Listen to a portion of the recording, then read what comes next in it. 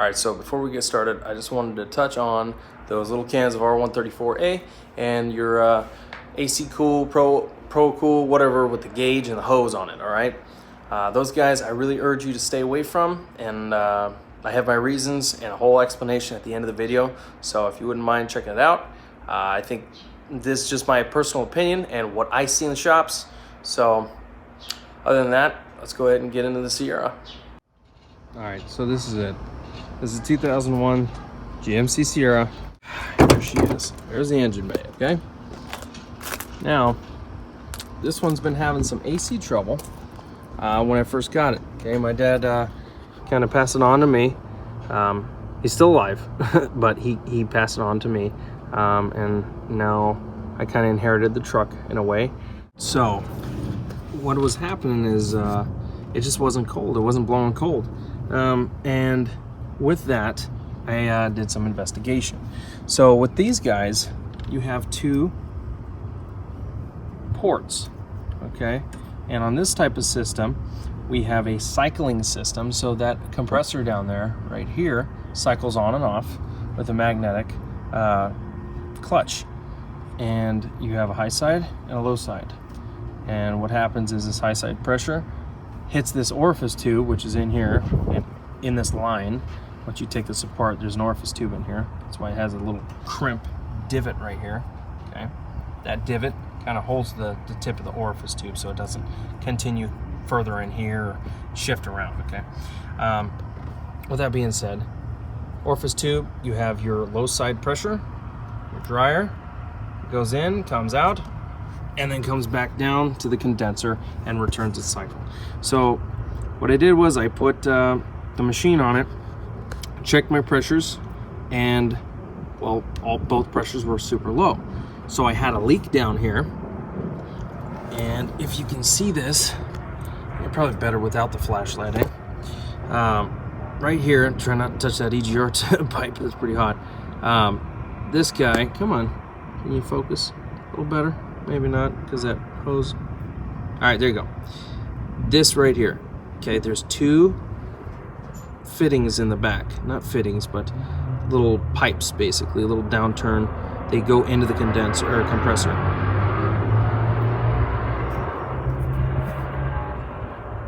Idiots. There's two pieces in the back. They have seals. Those seals were completely smashed. They looked original. So I replaced those because it was leaking Freon. I charged it up, leaking, just leaked out. Was good for 2-3 days, leaked out. Okay? Then you come back up over here. I took the orifice tube, I took that out, and I looked at it, and that guy was completely full of metal. Metal shavings all over, okay? That tells me this line comes straight. If you followed it, it goes all the way down. Where does it go? Where does this guy go? Oh, it goes all the way up into the condenser up there. So what happens is this compressor will take a shit, and pieces will come through. As that compressor takes a shit, the pieces collect into this orifice tube. That's kind of what the purpose of having a filter is, a double purpose of having an internal filter here, inline filter. So you take that out, I had a bunch of metal. I replaced that tube. Don't know how long it's been there. Truck has 315,000 miles on it. Okay, replace the Schrader valves. When you take this valve off, or the cap, excuse me, you're gonna look inside there. And as you see, it's a Schrader valve. It looks just like a bicycle tire valve, okay? Just like an air valve. It's just a one-way valve. And same thing with this guy. This one's a little different. This one has some type of rubber ball, if you would. It's like a little cover, it's like a dome. And same thing, that's a one-way valve. But this is a whole piece that you change. That's why, if you can see where it's shiny. Okay, that's the difference. So that's been replaced. This switch had a little leak to it. And yeah, I just replaced the O-ring in here. Schrader valves, orifice tube, and the O-ring seals that were down here. They have like a metal ring with rubber on the inside. But basically, that's what's been replaced with the truck. Okay, so after I replaced all that, charged it up, checked it all, guess what? The AC wasn't blowing as cold as it should have been. And I had a suspicion what it could be. Okay, so here it is. Got AC going because I did have a blend door motor down here. That motherfucker. Right there. Right there.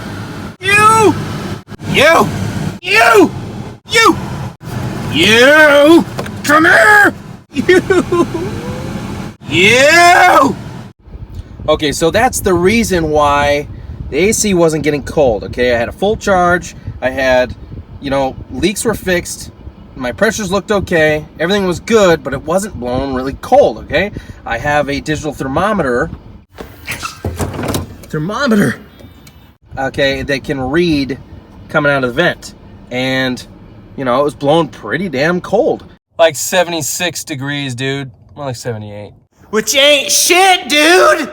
Now, with that being said, it felt like cold air was like this, or like this. Ah, it's hot.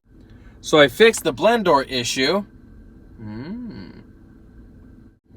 And now it's AC like a dream, all right? Because I changed that blend door motor, we're gonna go ahead and get that full intent of that AC. I got my thermometer here. Digital guy that you can pick this up off like Amazon or your local truck dealer if you're in the automotive industry. If not, Amazon carries them, I know for sure. I'm sure other places do too. But this guy is a detachable thermometer. Okay, this is a world thermo sensor. As you see, I'm not making it up. You're gonna go ahead and shove that guy up in that vent, turn it on. Okay, press power, and this is gonna give you, whoa, it's 32 degrees. This is gonna give you, see, as it says, this little home right here. That's a permanent little symbol on here. I still have the plastic on mine just because I like to keep it that way and not have scratches as much as possible. But anyway, this is our temperature that is reading ambient. So basically the temperature that this sensor at the top is reading. Okay, and then this bottom piece is going to be this sensor. Damn, boy, someone's getting towed. All right, so I just stepped out of my truck, came over to the other side just so that the glare wasn't that bad. Now I'm gonna go ahead, turn this guy full blast. We got full hold. Okay, we got recert and AC is on. There you go. Okay, so the nice thing about this thermometer here is being wireless. I can literally just close the door and walk into the office and show my manager or customer or whatever, somebody who wants to see what's going on. So this is the ambient temperature outside, and this is going to be that temperature at the vent. Now, mind you, obviously this vehicle isn't driving down the road right now, so we don't have, a sufficient amount of air going over the condenser. It's just whatever the electric fan, or in this case, the fan clutch can pull the air in over that condenser to cool those pressures. So that's a pretty nifty thing, and it's getting down to 56 right now. All right, hopefully the wind in this air tunnel isn't going to be too much right here, so let's give it a shot. I'm going to go ahead and rev it up, get a little more air going through that condenser, and see what we can get that down to. I did a little self-test on the freeway just to see what I get that temp down to, and it dropped down to, believe it or not, a pretty incredible 38.8 degrees. So already over in 48 zone, 47.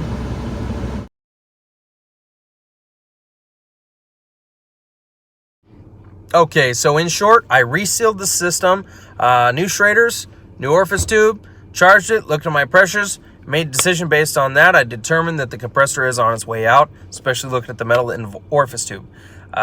With that being said, 315,000 miles or so on the truck. I'm not going to put any money into the compressor or in the AC system at this point because it's functioning properly at this time. Aside from a little bit elevated low side pressure, I think we're okay. So there's money to be put in other aspects and other systems of this vehicle. And that's where the Sierra's at as far as the AC goes. So with that being said, I want to move on to something else pertaining to the AC systems. Like I was saying, is those cans, those little cans, R134, R134A, whatever, you know, they say on the can, super cool, slight cool, whatever it is. All right. And also the Pro Cool, the big cans with the gauge on it and the fancy little cable, right? Your hookup. Those guys, I really highly recommend you staying away from them, due to the fact that these AC systems use pressure to function, and your pressures have to be right. They have to be correct. All right. So if you don't have the tools to do it correctly, you're kind of shooting yourself in the foot. It costs you money to buy that, right? And there's a core on it. I've done it before when I didn't know anything about cars, right? And I think we've all kind of looked at it and was like, hey, well, yeah, let me charge my AC, right? You read the instructions, you say, oh, this looks safe, it's all good, whatever. No. Once you learn about the systems, once you actually learn how they work, how it functions, and what can damage them, it's insane. These things are pretty fragile for being made out of metal and having, you know, liquid going through them, right? If you overcharge something, this uses pressures, like I said. It'll elevate the pressures too much, and the sensors can sense it and say, hey, I'm not even going to turn on my AC compressor, because it can cause more damage. And then in that fact, you won't even have AC now. If you had any AC before, now you definitely don't have any AC because you put too much pressure in it. Okay? Or it has a leak somewhere, a pretty significant leak, and you just put AC Freon in there and it just leaks right out in the next week or 2 weeks or maybe even a month, you know? And you just wasted that money, A. B, you polluted, you know? And I'm not sitting here trying to be like Captain Planet or any of that. It's just, you know, it did pollute. They do have part per milli pollutions. Now, it's not as bad as R12, okay? Because R12 is a ozone deteriorating chemical, but same. They still pollute, okay? That's the end game. But first off, you're wasting money. So that should be the most important part for you, for anybody. You're wasting money. Who wants to waste money? Nobody. Okay, so you'd be wasting money to put it in, and it's just going to leak out anyway. But at the end of the day, the real fact here is you don't know what the high side pressure looks like. That tube, if you look at it, it's blue, right? Generally blue. The tip is blue and all that stuff, or it might have an L on it or something for low side, whatever. Or it'll tell you on the can, it'll say hook up to your low side, or cap with L, or smaller, you know, fitting, or looking at your larger line, whatever it says. That's one line. That's one side of pressure. That's your low side pressure. You don't know what the high side looks like. So if the high side's too high, you're adding more. That's like looking at a tire and feeling it in the dark and going, I think it needs air. Let me put air in it. You don't know. You really don't know. You don't know how much pressure's in there. You just have an air hose and you just stick it up in there. It's guessing. Okay, it's the same situation. That tire could blow up. At the same time, well, it could drive a little bit better. I don't know. It's in the dark because you don't have the right tools to look at that system and make a good, educated, you know, decision on what to do. Do I have a leak? Do I need to do this? Do I need to do that? Whatever. So when it comes down to these cans, that's why I really urge people to stay away from them. Even though it says, oh, it has quick seal in it, it has stop leak. Yeah, guess what? Those little veins that are inside your condenser get plugged up.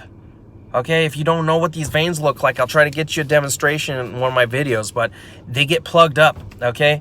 And they're really small. Okay, they're smaller than a wooden toothpick in diameter. And they're long. They go through the whole condenser. Multiple little veins. Okay, and Freon and oil has to pass through that. So if you put liquid, quick seal, some type of stop leak in there, it could cause a clog, and it's not good. It's not good. I can go on and on about it, but it's just not good. So that's why I just want you to stay away from these if you can, for your own safety, for your own sake, because it could cause more damage than good for you. That's all I'm saying. You have no AC and you're like, oh, I'm going to type buying them up. Turn your damn window down. Roll your window down. You know what I mean? If you can't roll it down, well, you need to look into that too. But at the fact of the matter, at the end of the day, you have to be certified to work on AC systems. Okay, for recovery, for, storage, for recycling, you have to be 609 certified. If any type of official walks into a shop and somebody's using an AC machine and they're not certified, the shop can get a big ass fine, and you as an individual can get a big ass fine and even jail time. And I'm not trying to scare anybody. I'm just saying that is the fact. That is true. You can look it up. That's a law. So that's another thing, okay, to add on top. But at the end of the day, it's about your vehicle. I care about people and driving and getting to where they need to be and having a reliable car. And you know what's reliability if you're guessing to fix something, right? I'm making a guess. I think this might fix it. That's not fixing it, you know. That's guessing. So, with that being said, please stay away from these cans. Like I said, I can't say it enough. I'm sorry. It's just I've seen things. They're bad. They're really bad. They mix different gases in there sometimes. Depending on brands and manufacturer, and it can contaminate other systems. Your AC system. People recovering the system. They test it. Oh, well, guess what? There's propane in here. Oh, okay. I didn't know that. Wow. There's other things in there. So it's not just a small little piece. AC system out of the whole car. Yeah, it's small because there's so many systems. But at the end of the day, I just leave it to the people who have the tools to do it. Professionals. Like you wouldn't.